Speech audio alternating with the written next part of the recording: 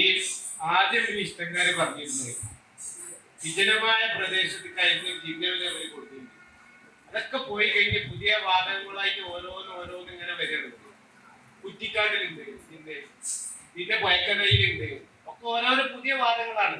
ആദ്യം വിജനമായ പ്രദേശത്തില് രക്ഷപ്പെടുത്താനും വേണ്ടി മൽക്കേജിന്റെ അപ്പൊ അങ്ങനെ പോയി പുതിയ വാദങ്ങളിലേക്ക് സർട്ടിഫിക്കറ്റ് കൊണ്ടുനടക്കുന്നില്ല. അങ്ങനെ വീട്ടിലുള്ള ജിന്നായി, കുട്ടിക്കാട്ടിലുള്ള ജിന്നായി, ഇതൊക്കെ ഒന്നെന്നല്ല ഒരു ആശയം അത് പറഞ്ഞു കൊടുക്കണം. അപ്പൊ മറ്റൊരു ഒരു സ്ഥലത്താണോ മാത്രമാണോ എന്ന് ഇവര് സങ്കല്പിക്കാറുണ്ട്. ഇപ്പൊ വിജനമാത വീട്ടിൽ കൊടുക്കുന്ന ഒരു ജിന്നിനാണ്. പിന്നെ അടിച്ചിറക്കുന്നുണ്ട്. മനുഷ്യന്റെ ജിന്ന് അടിച്ചിറക്കി കഴിഞ്ഞാല്, ഞാൻ ജിന്നെ ചികിത്സ നടത്തി കഴിഞ്ഞാല് ആ ജിന്നിനെ അടിച്ചിറക്കി കഴിഞ്ഞാല് കാണും. അടിച്ചിറക്കി ഞാൻ കാണുന്നുണ്ട്, ഇഷ്ടങ്കാൽ കാണുന്നുണ്ട് ആ ജിന്നെ പോകുന്നത്. അത് ഞാൻ അനുഭവപ്പെട്ട ആളാണ്. ഒരാള് പറയുന്നത് നമ്മള് തിരങ്ങാടിക്കാരനെ ആ ജിന്ന് പോകുന്നത് ഞാൻ കണ്ടിട്ടുണ്ട്. അത് നിങ്ങളെ സുഖമായി, അസുഖം ഭേദപ്പെട്ടു ജിന്ന് പോയത്. ഇതിനെന്താണ് മറുപടി പറയാൻ? അതായത് വിസ്ഡം ഈ വാദം ഉന്നയിക്കാൻ ഈ സമൂഹത്തിൽ ഇപ്പോൾ അവതരിപ്പിക്കുന്നതിൻ്റെ ഒരു പാസ്റ്റാണ് അദ്ദേഹം വിശദീകരിച്ചത്. ആദ്യമായിട്ട് ഇത് വന്നത് പിന്നെ ബാധയെ, ജിന്നുബാധ ഏറ്റു എന്ന് പറയപ്പെടുന്ന സങ്കല്പിക്കപ്പെടുന്ന ഒരു മനുഷ്യനെ ചികിത്സിക്കാൻ പറ്റുമോ, അങ്ങനെ ചികിത്സിക്കുമ്പോൾ ആ ബാധ സംസാരിക്കുകയാണെങ്കിൽ അതിനോട് എന്തൊക്കെ ഇടപാടുകൾ നടത്താൻ പറ്റും എന്നുള്ള ഒരു ചർച്ചയാണ് ആദ്യം ഇത് വന്നത്. ആ ചർച്ച പിന്നെ കാണുന്നത് അതുമായി പോയി പിന്നെ ഒരു ശബ്ദം കേട്ട ശബ്ദത്തിന്റെ ഉടമ ജിന്നായിരിക്കാം എന്ന് വിചാരിച്ചിട്ട് വെളിച്ചം തരുമോ ഉപയോഗിക്കുന്നു. അപ്പൊ ഒരു ശബ്ദം അവിടെ ബാക്ക്ഗ്രൗണ്ടിലുണ്ട്, ആ ശബ്ദത്തിന്റെ ഉടമ ജിന്നാണെന്ന് വിചാരിക്കണം.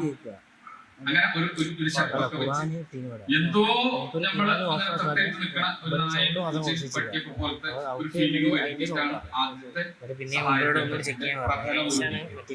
പിന്നെ വിജനമായ മരുഭൂമിയാണ് നെക്സ്റ്റ് സ്റ്റെപ്പ്. വിജനമായ മരുഭൂമി എല്ലായിടത്തും പറ്റൂല, ഹാസാണ്, വിജനായ മരുഭൂമിക്ക് മാത്രം ഹാസാണ് എന്നൊക്കെ പറഞ്ഞിട്ടുള്ള വാദമാണ് പിന്നെ അവതരിപ്പിക്കുന്നത്.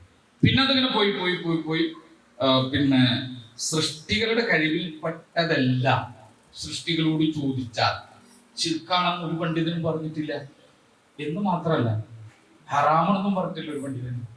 അതുകൂടി പറയാൻ ഇഷ്ടം ഒന്ന് പൊഴുത്തും ഒന്ന് ഉയർത്തും. സൃഷ്ടികളുടെ കഴിവിൽപ്പെട്ട കാര്യങ്ങൾ സൃഷ്ടികളോട് ചോദിച്ചാൽ ശിർക്കാണെന്ന് ഒരു പണ്ഡിതനും പറഞ്ഞിട്ടില്ല. വസീലത്ത് ശിർക്കാണെന്ന് ഒരു പണ്ഡിതനും പറഞ്ഞിട്ടില്ല. ജായിസാണെന്ന് പറഞ്ഞു. അവിടെ ഉദ്ദേശിച്ച സൃഷ്ടി മനുഷ്യനാണ്. അവരൊക്കെ ഉദ്ദേശിച്ച മനുഷ്യനാണ്. ഇഷ്ടം മാത്രമാണ് അതിൽ ജിന്നും മലക്കിനെ കടത്തി കയറ്റുന്നത്. അപ്പൊ എന്തായി? അപ്പൊ നേരെ ഇവര് എന്തായി? ഈ മരുഭൂമി വിട്ട് പിന്നെ എല്ലായിടത്തായി. ഇപ്പൊ ഒരു വാദം നിലനിൽക്കുന്നത് 2-3 വിധത്തിലാണ്. അഥവാ ഒന്ന്, സൃഷ്ടികളുടെ കഴിവിൽപ്പെട്ട കാര്യം എന്തും ചോദിക്കാന്ന് പറഞ്ഞാൽ ജായിസ് എന്നല്ല, ചോദിച്ചാൽ ശിർക്കല്ല. സൃഷ്ടികളുടെ കഴിവിൽപ്പെട്ട കാര്യം എന്തു ചോദിച്ചാലും ശിർക്കല്ല. അള്ളാഹുടെ കഴിവിൽപ്പെട്ട മാത്രം ചോദിക്കാതിരുന്നാൽ മതി. ചോദിച്ചാൽ ശിർക്കാവും. സൃഷ്ടികളുടെ കഴിവിൽപ്പെട്ട കാര്യം പിന്നെ ചോദിച്ചാൽ ശിർക്കാവൂല. ഒന്ന്. 2, ആ കാര്യം ചെയ്തു തരാനുള്ള കുദ്റത്ത് അവർക്കുണ്ട്, കഴിവുണ്ട്. പോണ പോക്ക് മനസ്സിലാക്കണം. ആ കാര്യം ചെയ്തു തരാനുള്ള കഴിവ് അവർക്കുണ്ട് എന്നാണ് വിശ്വസിക്കുന്നത്. ഇനി ഇതിന്റെ അപ്പുറം എന്ത് ശിർക്കിന്റെ വാതില തുറക്കേണ്ടത്? ഞാൻ മുഹൈദ്ദീൻ ശൈഖ് എന്നെടുക്കും. ഇവർക്ക് ഇത് ഉദാഹരണം പറയുമ്പോൾ കലിക്കാണ്. അവര് ഈ ഉദാഹരണം കേൾക്കുമ്പോൾ മരിച്ച മൊയ്തീൻ ശൈഖിനെ ജീവിച്ചിരിക്കുന്ന ജിന്നിനെ ഒരുപോലെയാണ് ഉദാഹരിക്കേണ്ടത്. നിങ്ങളെ തേട്ടത്തിനാണ് ഉദാഹരിക്കുന്നത്. ശിർക്കായ തേട്ടത്തിനെ മറ്റൊരു ശിർക്കായ തേട്ടം കൊണ്ട് ഞങ്ങൾ പിന്നെ അതിനെ കമ്പയർ ചെയ്യാണ്. മനസ്സിലായോ? അല്ലാതെ നിങ്ങൾ തേടുന്ന വ്യക്തിനെയും മറ്റൊരു തേടുന്ന വ്യക്തിനെയും തമ്മിലുള്ള കമ്പയർ അല്ല. ജിന്നിനെ മൊയ്തീൻ ശൈഖിനെയും തമ്മിലുള്ള കമ്പയറിംഗ് അല്ല. ജിന്നിനോടുള്ള സഹായത്തേട്ടവും മൊയ്തീൻ ശൈഖിനോടുള്ള സഹായത്തേട്ടവും രണ്ടും തമ്മിൽ പിന്നെ മേച്ച് വരുന്ന ചേർച്ച വരുന്ന ഭാഗങ്ങളും എടുത്ത് വിശദീകരിക്കുക. അത് കേൾക്കുമ്പോൾ വലിയ ചൊറിച്ചിലാണ് വരുന്നത്. നിങ്ങൾ ആലോചിക്കുക, ഒരാള് മൊഹീദ്ദീൻ ശൈഖയെ സഹായിക്കണേ എന്ന് പറയുന്നത് ശിർക്കല്ല എന്ന് വിശ്വസിക്കുന്നു. മൊഹീദ്ദീൻ ശൈഖിനോട് ചോദിച്ചാൽ അത് ചെയ്തു തരാനുള്ള കഴിവ് മൊഹീദ്ദീൻ ശൈഖിനുണ്ട് എന്ന് വിശ്വസിക്കുന്നു. പക്ഷെ ചോദിക്കാൻ പാടില്ല. അതുകൊണ്ട് അയാൾ മുശ്രിക്കല്ലാതായോ, കാഫറല്ലാതായോ? അല്ല. അങ്ങനെ പറഞ്ഞാലും അയാൾ കുഫറിലാണ്, ശിർക്കിലാണ്. അതെന്നാണ് ഈ ജിന്നവാദത്തിന് സംഭവിച്ചിട്ടുള്ളത്. അത് ശിർക്കിലും കുഫറിലും എത്തിപ്പെടുത്തും. നഷ്ടപ്പെടുന്ന അവസ്ഥയിലാണ്. ഇങ്ങനെ തന്നെയാണ് ശൈത്താൻ മുവഹിദുകളെ പഴപ്പിക്കാറ്. ആ പഴപ്പിക്കലിലേക്ക് എത്തി. ഇനി കാലം കഴിയുമ്പോൾ നെക്സ്റ്റ് ജനറേഷൻ ആരെങ്കിലും ഒക്കെ ഇപ്പോഴത്തെ ചെറുപ്പക്കാരില്ലേ, എംഎസ്മാരില്ലേ, അവരൊക്കെ ജീവിച്ചിരിക്കുകയും നമ്മളൊക്കെ പോലത്തെ ആൾക്കാരൊക്കെ മരിച്ചു ചെയ്യുന്ന ഒരു കാലം ഉണ്ടാവും. നിങ്ങളൊക്കെ വയസ്സായിട്ടുണ്ടാവും. അന്ന് നിങ്ങളൊന്ന് ഓർക്കണം കേട്ടോ. ഞാൻ ഇവരോടൊക്കെ പറയാം, നിങ്ങൾ ഓർക്കണം, ജായിസാക്കും വിസ്ഡത്തിന്റെ നെക്സ്റ്റ് തലമുറ. അന്ന് നിങ്ങളിത് പറയണം. ഞങ്ങളോട് പണ്ട് തിരൂര് ക്യാമ്പയിനിൽ, തിരൂര് പിന്നെ ക്ലാസ്സിൽ ഞങ്ങൾ ചർച്ച ചെയ്തിട്ടുണ്ട്. നിങ്ങൾ ജായിസാക്കണ തലമുറ പോയിരുന്നു. ജായിസാക്കും ഒരു ഉളുപ്പില്ലാതെ ഇന്ന് ഖുറാഫികളെ കാണുന്ന പോലെ തേടേണ്ടതാണ്, തേടുന്നതാണ് നല്ലത് എന്ന് പറഞ്ഞൊരു തലമുറനെ ഇവരുണ്ടാക്കി.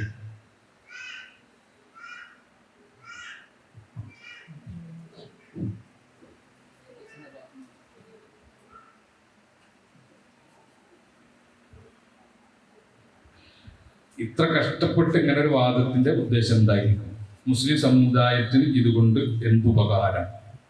പെണ്ണുങ്ങളെ ഭാഗത്ത് എന്തിനീ ആവശ്യമില്ലാത്ത പണിക്കണമെന്നാണ് പെണ്ണുങ്ങൾക്കൊക്കെ തോന്നിയത്. അതുകൊണ്ടാണ് അവരോട് ചോദിച്ചത്. സത്യത്തിൽ ഇത് ആരവാദാണ്? ഇതാരവാദ? സത്യത്തിൽ ധാരതാണ് ഈ എഫർട്ട്, ഈ പണി ആരതാ? വിസ്തത്തിൻ്റെതാണെന്ന് വിചാരിക്കുമ്പോഴല്ലേ നിങ്ങൾക്ക് ഈ പ്രശ്നം തോന്നുന്നു? ശൈത്താൻ്റെ ആണെന്ന് വിചാരിച്ചു കഴിഞ്ഞാലോ? ശൈത്താനാണെന്ന് വിചാരിച്ചു കഴിഞ്ഞാലോ? ഇസ്ലാമിന്റെ പേരിൽ എല്ലാ പിഴച്ച വാദങ്ങൾ പറയുന്നവരുടെ പിന്നിൽ പ്രവർത്തിച്ചുകൊണ്ടിരിക്കുന്ന ആരാ? ശൈത്താനാണ്. ശൈത്താൻ നമ്മുടെ കൂട്ടത്തിൽ നിന്നും, മുവഹിദുകളുടെ കൂട്ടത്തിൽ നിന്ന് ഒരു വിഭാഗത്തെ അടർത്തിക്കൊണ്ടുപോയി നൂറ്റാണ്ടുകൾ പ്ലാൻ ചെയ്ത ഒരു പദ്ധതി അവർ നടപ്പിലാക്കി.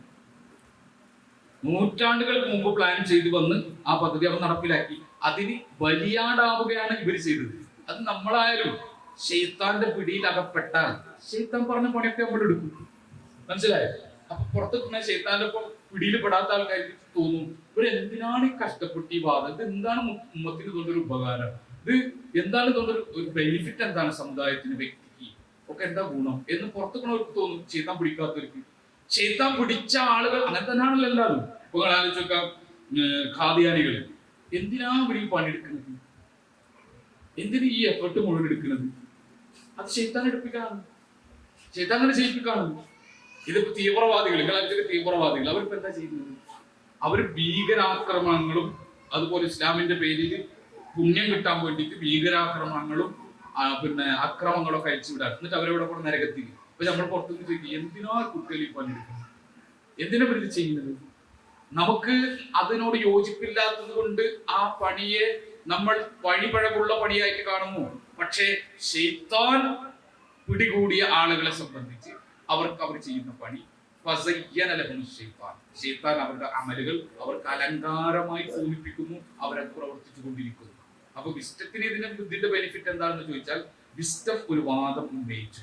ആ വാദം തിരുത്താവുന്ന ഒരുപാട് അവസരം ഉണ്ടായി.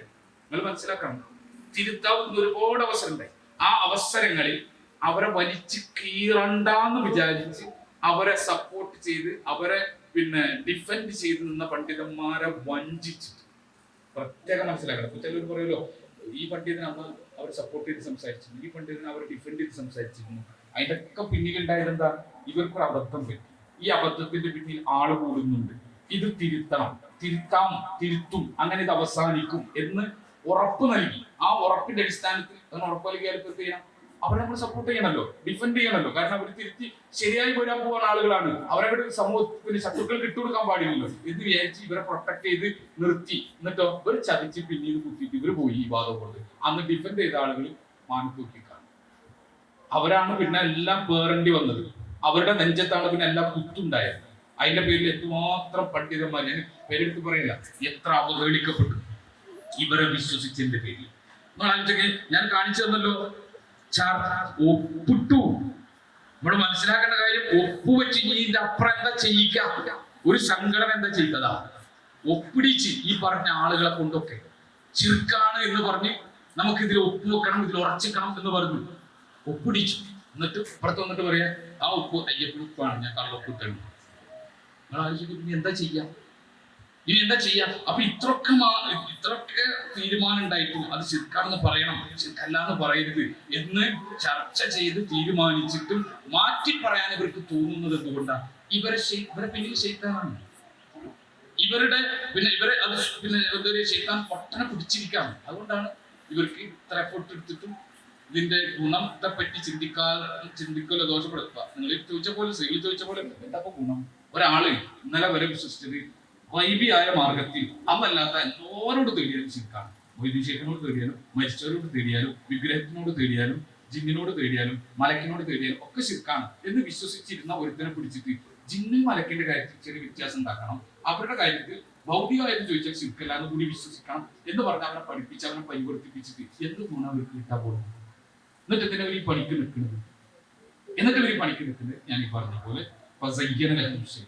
അവരുടെ അമലുകൾ ശൈത്താൻ അവർക്ക് അലങ്കാരമാക്കി തോന്നിപ്പിച്ചു.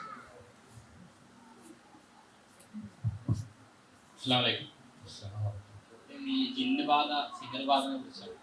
അവിടെ സിഹർ ബാധിക്കുന്നുള്ള പ്രവാചകൻ പറഞ്ഞ കാര്യമാണ്. ഏത് രീതിയിലാന്നുള്ള പ്രവാചകൻ കൃത്യമായിട്ട് തന്നെ ചില കാര്യങ്ങൾ സൂചന നൽകിയിട്ടുണ്ട്. അപ്പൊ അതില് ബാധിക്കുന്ന നമ്മളെ ഭയം, നമ്മളെ പ്രതീക്ഷ, അത് അബോധ്യമായ കാര്യങ്ങൾ അള്ളാഹുവിന് മാത്രമേ പാടുള്ളൂ. ഭയക്കേണ്ടത് അള്ളാഹുവിന് മാത്രമാണ്.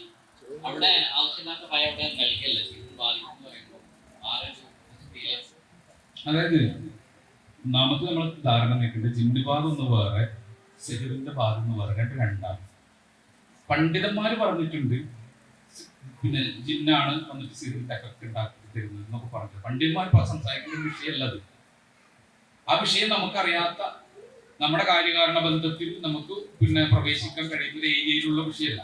അപ്പൊ ആ രണ്ട് സങ്കല്പം ആദ്യം തന്നെ മാറ്റണം. ഈ സിഹർബാധ എന്ന് പറഞ്ഞാൽ സിഹർബാധ ഈക്വൽ ടു ജിന്നുബാധ എന്നുള്ള ആ ഒരു സങ്കല്പം മാറ്റണം. അങ്ങനെയാണെങ്കിൽ നബിക്ക് സിഹർ ബാധിച്ചു, സിഹർ ബാധിച്ചെങ്കിൽ നബിന് ശൈത്താൻ ബാധിച്ചു എന്നാണോ നമ്മൾ വിശ്വസിക്കുന്നത്? അല്ലല്ലോ. നബിന് ശൈത്താൻ ബാധിക്കില്ല എന്നുള്ള ഉറപ്പാണ്. പക്ഷെ നബിന് സിഹർ ബാധിച്ചെന്ന് ഇമാം ബുഖാരി, മുസ്ലിം അടക്കം അനവധി ഹദീസ് ഗ്രന്ഥങ്ങളിൽ വന്നിട്ടുള്ള കാര്യമാണ്. ഹിഷാമിന്റെ സനദിലും അല്ലാത്ത സനദിലും വന്നിട്ടുണ്ട്. ഹിഷാമിന്റെ സനദാണ് മദ്രസക്കാർക്ക് ചെറിയൊരു ഇടങ്ങളുണ്ടാവുന്നത്, അത് വേറെ വിഷയമാണ്. ഇനി അതല്ലാതെ തന്നെയുള്ള സനദിലും വന്നിട്ടുണ്ട്. ഇനി ഹിഷാമ് തദ്ലീസ് ചെയ്തു എന്ന് പറയുന്ന കാലുണ്ട്, ഒരു പീരീഡ് ഉണ്ട്.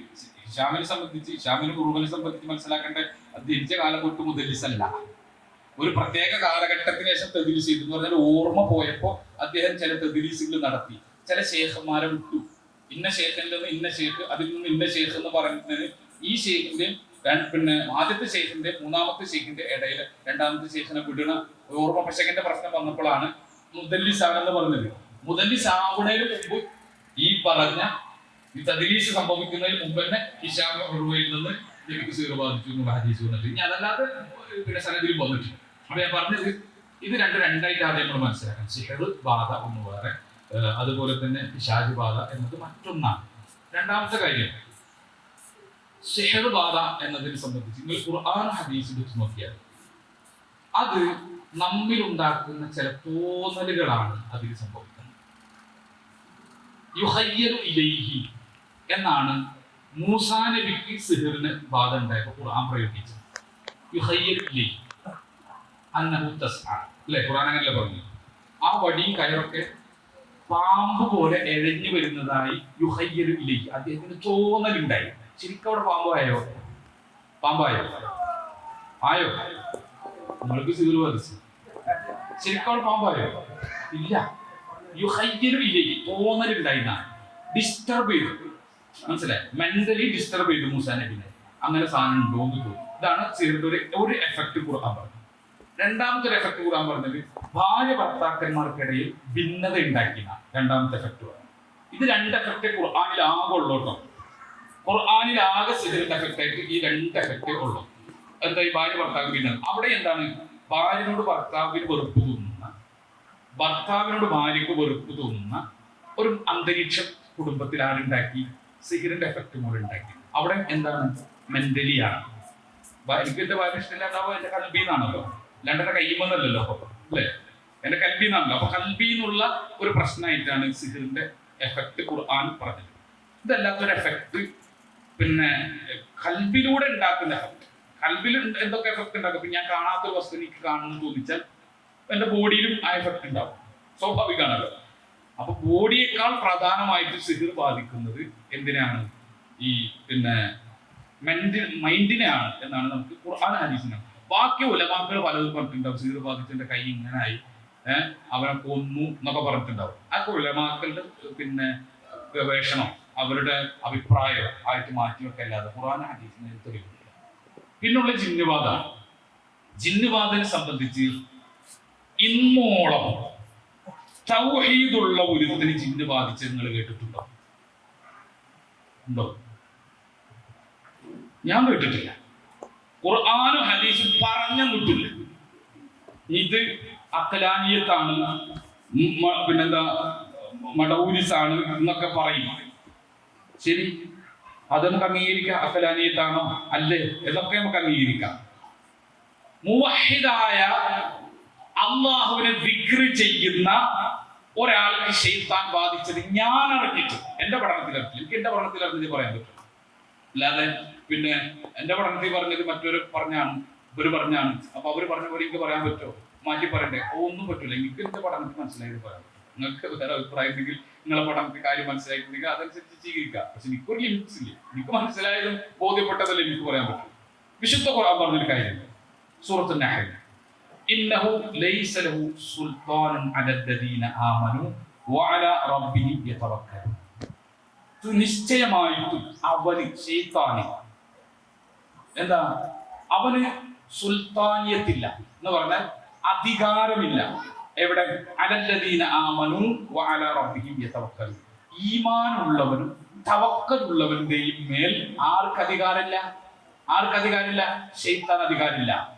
പുറത്തു നിന്നിട്ട് ചെയ്യിപ്പിക്കാൻ പറ്റും. നമ്മളെ പിടിച്ച് ചെയ്യിപ്പിക്കാൻ അവനെ കൊണ്ട് പറ്റൂല. ഇനിയോ വഇന്നമാ സുൽത്താനുഹു അലല്ലദീന യതവല്ലൗനഹു വല്ലദീന ഹും ബിഹി മുശ്രികൂൻ.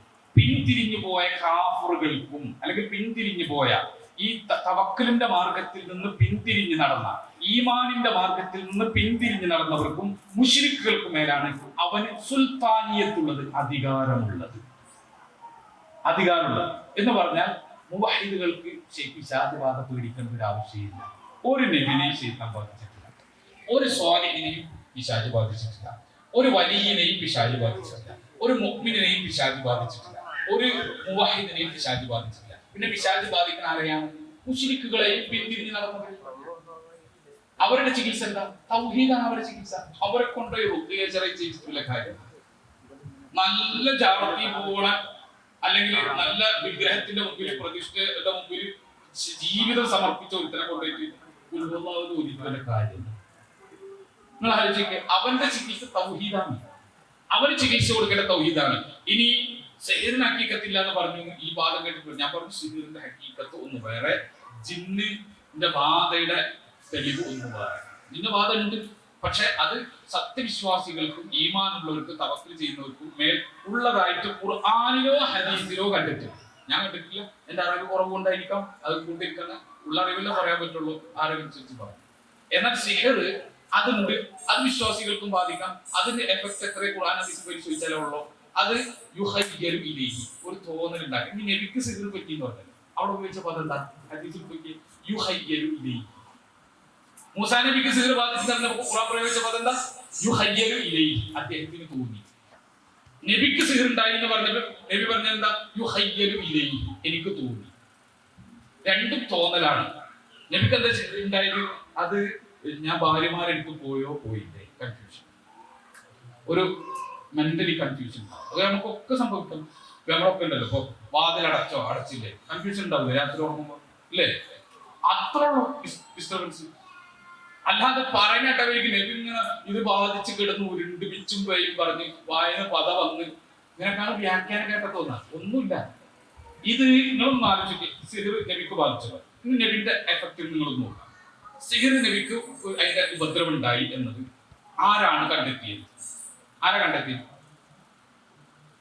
നിങ്ങളുടെ അഭിപ്രായത്തിൽ ആരെ കണ്ടെത്തി? നാട്ടുകാരാണ്.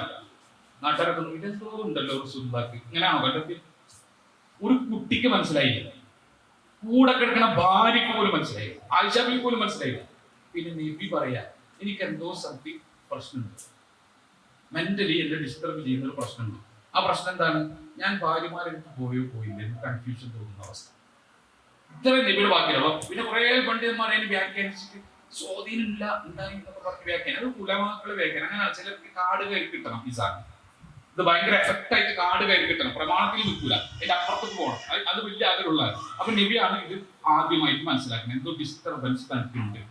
അത് ലബീദ് ഇബ്നു അഹ്സമാണ് ആ ഡിസ്റ്റർബൻസിന്റെ നിമിത്തമായത്. അവന്റെ സിഹറാണ് അതിന് നിമിത്തമായത് എന്ന് അള്ളാഹു വഹീ കൊടുത്തു. അപ്പൊ നബി മനസ്സിലായി. എന്നിട്ട് നബി 6 മാസം കാലത്തോളം ഉണ്ടായി എന്ന് ഹദീസിലും. അപ്പൊ 6 മാസം പിടിക്കാം. ചില ഹദീസിൽ കുറച്ച് നാളെ ഉണ്ടായുള്ളൂ. കുറച്ച് നാൾ കണ്ട സാബി അങ്ങനെ പറഞ്ഞു. 6 മാസം കണ്ട സാബി 6 മാസം ഉണ്ടായി. അത്ര ഉള്ള ഒരു വ്യത്യാസം. ഇത് വൈരുദ്ധ്യമാണ്. അതുകൊണ്ട് മൊത്തം തള്ളണം എന്നൊക്കെ പറയാറുണ്ട്. വൈരുദ്ധ്യം എന്നല്ല.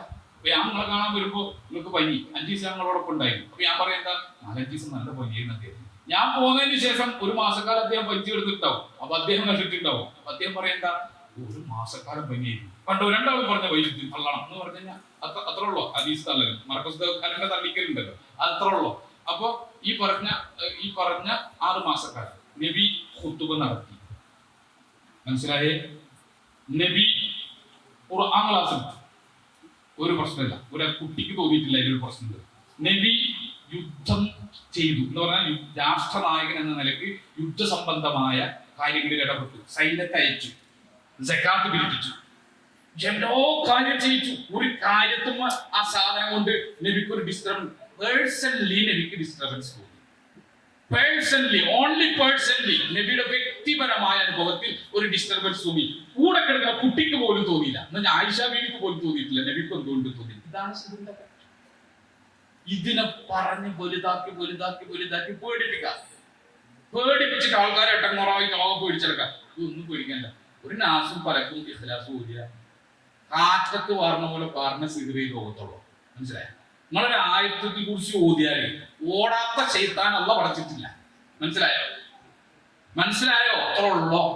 ഇതിനെ പെരുപ്പിച്ച് ഒരുമാതിരി മായാവി കുട്ടൂസങ്കാതാക്കി വളർത്തിയെടുത്ത് ഇത് ആകെ സംഭവം എന്നൊക്കെ പറഞ്ഞ് ഇതിനാകെ പേടിപ്പിച്ചിട്ട് റുഖിയ ശരയ്യ പരിഹാരം റുഖിയ ശരയ്യ. ഞാൻ ഒറ്റ കാര്യം കൂടി പറഞ്ഞു, ലാസ്റ്റ് ഒറ്റ കാര്യം കൂടി പറഞ്ഞ് അവസാനിപ്പിക്കാം. ഇപ്പൊ നമ്മളോട് ആദ്യം ചോദിച്ചില്ലേ, മുമ്പിൽ ചോദിച്ചപ്പോ ജിന്ന് ബാധിച്ചിട്ട് പോണതൊക്കെ കണ്ട ആൾക്കാരെന്ന് പറഞ്ഞിരുന്നു. ഓർക്ക് കൈ കൊടുത്തിട്ടാണല്ലോ പോയത്, അതിനെ കണ്ടിട്ട്. ഇതൊക്കെ മാനസിക രോഗികൾ. ഇപ്പൊ വിസ്തത്തിന്റെ പകുതി ശക്തരായ വിസ്തത്തിന്റെ ആളുകളിൽ പകുതി മാനസിക രോഗികളാണ്. കാരണം ഇത്തരം വിശ്വാസം നമുക്ക് വന്നാലേ നമ്മളോ ഔട്ടോ. ഞാൻ വെറുതെ പറയുന്നില്ല. എന്നോട് അടുത്ത കാലത്ത് ഒരു വിസ്തത്തിന്റെ ഒരു റാഫി, വിസ്തം പ്രവർത്തകനാണ് റാഫി എന്നുവെച്ചാൽ മന്ത്രവാദിയും കൂടിയാണ് മുമ്പിൽ, അത്യാവശ്യം ഇതാക്കാറ്. അപ്പൊ മൂപ്പരൊക്കെ ഞങ്ങൾ സംസാരിക്കുമ്പോൾ ഞാൻ മൂപ്പരോട് ചോദിച്ചു, അല്ല സുഹൃത്ത്, നിങ്ങൾ ഈ ബാധ എങ്ങനെ കീറുന്ന ഒരു മനുഷ്യന്റെ തീരുമാനം? അത് പല വഴി കൂടെ കാണും. അത് ജിന്നാണ് തീരുമാനിക്കുന്നത് എങ്ങനെ കയറുന്നത്. മൂപ്പരൊക്കെ പഠിച്ചിരിക്കുന്നു. അപ്പൊ ഞാൻ ചോദിച്ചു, അല്ല നിങ്ങളുടെ അനുഭവത്തിൽ എവിടെ കയറുന്നത്? എന്റെ അനുഭവത്തിൽ തള്ളവരലിൽ കൂടെ കയറിയിട്ടുണ്ട് ഒരു പെണ്ണിരിക്കുന്നത്. അപ്പൊ ഈ തള്ളവരലിൽ കൂടെ കയറിയ പിന്നെ ഇതിങ്ങനെ ഇറക്കാം. ഏതിന് കയറി അതിനെ തന്നെ ഇറക്കാൻ പാടുള്ളൂ, വേറെ വഴി കൂടെ ഇറക്കാൻ പാടില്ല. നിങ്ങൾ ആലോചിക്ക്, നമ്മുടെ വീട്ടിൽ കള്ളം വന്നു കഴിഞ്ഞാൽ കള്ളനെ ഓടിപ്പിക്കും, മടാടാണ്ട വന്ന വഴി കൂടെ ഓടണ്ട എന്ന് പറഞ്ഞ് ഓടിപ്പിച്ചില്ലെങ്കിൽ പ്രശ്നമാണെന്ന് നമുക്കൊരു കണ്ടെത്തിയിരിക്കുന്നത്. എന്നിട്ട് ഇത് കേറിയിട്ട് ഇറക്കി പോകാൻ പറയും. നമ്മൾ ചിലപ്പോൾ ഇസ്ലാമൊക്കെ സ്വീകരിപ്പിക്കും. ദാവത്ത്, മൂപ്പരവക ദാവത്ത്, ഭയങ്കര ദായിന്. ഞാൻ ഇസ്ലാമൊക്കെ സ്വീകരിപ്പിച്ചിട്ട് പറഞ്ഞേക്കും. അങ്ങനെ പറഞ്ഞേക്കും. പിന്നെ മൂപ്പര് പോവും. പിന്നെ വരില്ല. അല്ലെങ്കിൽ പോയി എന്താ പുറത്ത്. അതെ, അതിനൊക്കെ നമ്മളെ കയ്യിൽ മരുന്നുണ്ടല്ലോ. ഞാൻ ഒരു മെഴുകുതിരി കത്തിച്ചിട്ട് ഒരു ജനലിന്റെ അവിടെ വരും. എന്നിട്ട് ഈ ജിന്നിനോട് ഞാൻ പറയും ഏതിലെ വന്നെന്ന് വയ്ക്കും. അപ്പൊ തള്ളവരലെന്ന് പറയും. അപ്പൊ തള്ളവരലല്ലാതെ ബാക്കി എല്ലാ വരലും കെട്ട് പോവാണ്ടിരിക്കാൻ വേണ്ടി ജിന്നിനെ കെട്ടി ലോക്ക് ചെയ്തിട്ട് തള്ളവരലിൽ കൂടെ മാത്രമേ മുമ്പിൽ വിട്ടുള്ളൂ. അങ്ങനെ ഈ തള്ളവരലിൽ കൂടെ ജിന്ന് പോകുമ്പോൾ വെറുതെ പോയ പോരാ, ആ മെഴുകുതിരി ഊതിയിട്ട് പോകണം പറയും. ഞാൻ അങ്ങനെ മെഴുകുതിരി നോക്കിങ്ങനെ നിൽക്കും. ഊതി അപ്പൊ ആള് പോയി. അപ്പൊ ഞാൻ ചോദിച്ചു, എന്നാലേ മൂപ്പരത് ഊതിയിട്ട് തിരിച്ചോടിയൊക്കെ കയറിയാലും എനിക്ക് മനസ്സിലാവിച്ചു. അപ്പൊ കുറച്ച് അങ്ങനെ ഒരു സംഭവം ഉണ്ടല്ലേ, അത് എനിക്ക് മനസ്സിലാവില്ല. ഈ മണ്ടൻ റാത്തിമാരാണ് ഈ പ്രശ്നം. ഇങ്ങനൊരു ചികിത്സയില്ല, ഇങ്ങനൊരു ഇറക്കലില്ല, ഇങ്ങനൊരു കയറ്റമില്ല. മനസ്സിലായോ? ഈ റസൂലുള്ളാഹി സ്വല്ലല്ലാഹു അലൈഹി വസല്ലം പറഞ്ഞെടുത്ത് നിൽക്കണം. ആലമുൽ ഗൈബുമായിട്ട് ബന്ധപ്പെട്ട കാര്യങ്ങളോ പറഞ്ഞുകൊടുത്ത് നിൽക്കണം. നബി ഇത്ര പറഞ്ഞു, അത്ര തന്നെ. അത് വ്യാഖ്യാനിക്കലില്ല, പൊലിപ്പിക്കലില്ല, പർവ്വതീകരിക്കലില്ല, താഴ്ത്തലില്ല. എന്നുവെച്ചാൽ മർക്കസക്കാരനാവണ്ട വിസ്തുവാവണ്ട കേന്ദ്രന്മാരായാൽ മതി. കേന്ദ്രന്മാരനാവുമ്പോൾ അടിച്ച് പിന്നെ മർക്കസക്കാരനാവുമ്പോൾ അടിച്ച് താഴ്ത്തി ഇല്ലാണ്ടാകും, യുക്തിവാദം കൊണ്ടുവരും. പിന്നെ വിസ്തക്കാരനാണെങ്കിലോ പെരുപ്പിച്ച് പർവ്വതീകരിച്ച് ഡാക്കിനെയും കുട്ടൂസും കഥ. കേന്ദ്രന്മാരനാണെങ്കിലോ നബി പറഞ്ഞോട്ട് നിൽക്കാം, അപ്പടം നിൽക്കാം. നബി പറഞ്ഞ നിഷേധിക്കലില്ല, താഴ്ത്തലില്ല, കയറ്റലില്ല, നടുവിൽ നിൽക്കാം. അതിനെപ്പറ്റി ഡിസ്കഷനില്ല. നബി എത്ര പറഞ്ഞ അത്ര. നബി പിന്നെ പറഞ്ഞു ജിന്നുകൾ ഭക്ഷണം കഴിക്കും, ആ ഭക്ഷണം കഴിക്കും. ഏത് ഭക്ഷണം? അത് കഴിയില്ല. ഏത് ഭക്ഷണം? അത് നമ്മൾ സംസാരില്ല. നബി എന്ത് ഭക്ഷണം പറഞ്ഞു അതല്ലേ, അതിന്റെ അപ്പുറമില്ല. അപ്പൊ ഈ ഭക്ഷണം കഴിക്കുമ്പോൾ പിന്നെ ആ ഭക്ഷണം പറ്റും. അങ്ങനെയാണെങ്കിൽ ഈ രണ്ട് ഭക്ഷണം ഒരുപോലെ ഉണ്ടോ, അപ്പൊ മറ്റേ ഭക്ഷണം പറ്റും. ഈ വക അന്വേഷണമല്ലോ ഒന്നുമില്ല. റസൂലുള്ള പറഞ്ഞതല്ലോ അവിടെ നിൽക്കുക, അത് അന്വേഷണത്തിൽ ചെയ്യേണ്ടത്. അത് നിൽക്കാത്തൊരു വഴിപഴക്കവും എത്രത്തോളം പറഞ്ഞാൽ അവസാനം ശിർക്കിൽ പോയിട്ട് മരിക്കേണ്ട ഗതികേട് അത്തരം ആളുകൾക്ക് സംഭവിക്കും എന്ന് കൂടി മനസ്സിലാക്കുക. അല്ലാഹു സുബ്ഹാനഹു വ തആല തൗഹീദിലും സന്മാർഗ്ഗത്തിലും സലഫുസ് സ്വാലിഹീങ്ങളുടെ മൻഹജിലും ഉറച്ചു നിൽക്കാൻ അല്ലാഹു നമുക്ക് തൗഫീഖ് നൽകി അനുഗ്രഹിക്കുമാറാകട്ടെ. വഹീനെ താഴ്ത്തുന്ന യുക്തിവാദത്തിന്റെ ആളുകളിൽ നിന്നും വഹീനെ പർവ്വതീകരിച്ച് അന്ധവിശ്വാസത്തിലേക്ക് കൊണ്ടുവരുന്ന ഇത്തരം മുതല്ലിദുകളിൽ നിന്നും അല്ലാഹു നേരെ വഹീനെ സ്വീകരിക്കുന്ന വിശ്വാസികളിൽ നാം ഏവരെയും ഉൾപ്പെടുത്തി അനുഗ്രഹിക്കുമാറാകട്ടെ. റബ്ബനാ ആതിനാ ഫിദ് ദുനിയാ ഹസന വഫിൽ ആഖിറതി ഹസനത വഖിനാ അദാബന്നാർ. റബ്ബനാ തഖബ്ബൽ മിന്നാ ഇന്നക അൻത സമീഉൽ അലീം വതുബ് അലൈനാ ഇന്നക അൻത തവ്വാബുർ റഹീം. ആമീൻ ആമീൻ ബിറഹ്മതിക യാ അർഹമർ റഹീമീൻ. വആഖിറു ദഅവാനാ അൽഹംദുലില്ലാഹി റബ്ബിൽ ആലമീൻ. അസ്സലാത്തു വസ്സലാമു അലാ ഖാതിമിൽ അൻബിയാഇ വൽ മുർസലീൻ.